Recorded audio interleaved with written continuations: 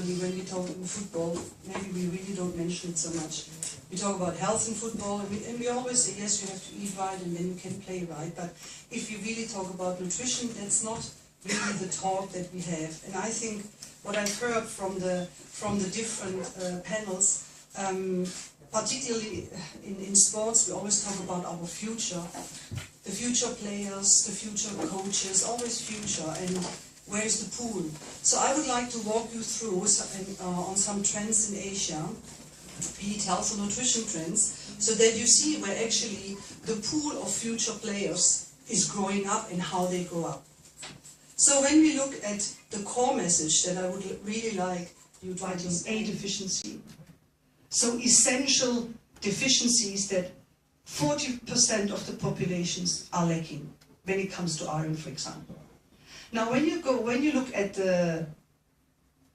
this side, on the left for those, and the panel of course to the right, that's the challenge.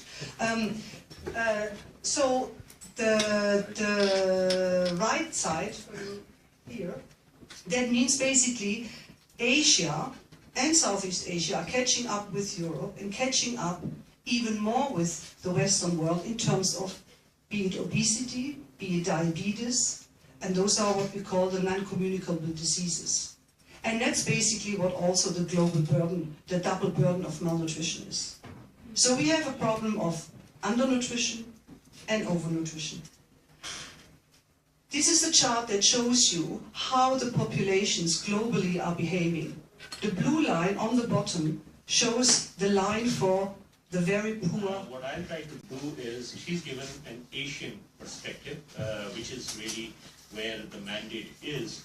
I'll try to dive a little deeper into India and just highlight, I mean, even though Regina has mentioned India multiple times and shown what the challenges are, we are in a very interesting environment where we were all invited to this event. We were told about the under-17 FIFA that India has agreed to host.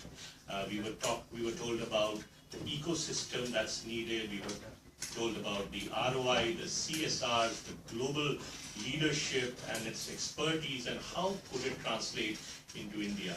But what interested me the most was this fact that there was something called grassroots football that needed to be strengthened, and only then would football in India really reach an opportunity of being able to compete globally. Well, there is a global index which is called the Global Hunger Index, and it really looks at countries and how hungry they are. They focus on children specifically, and unfortunately India ranks 67 out of 88 countries. Another data for you to know is that of all the underweight children less than 5 years worldwide, 45% of them come from India. Regina mentioned stunting, wasting and underweight, and she described it. The way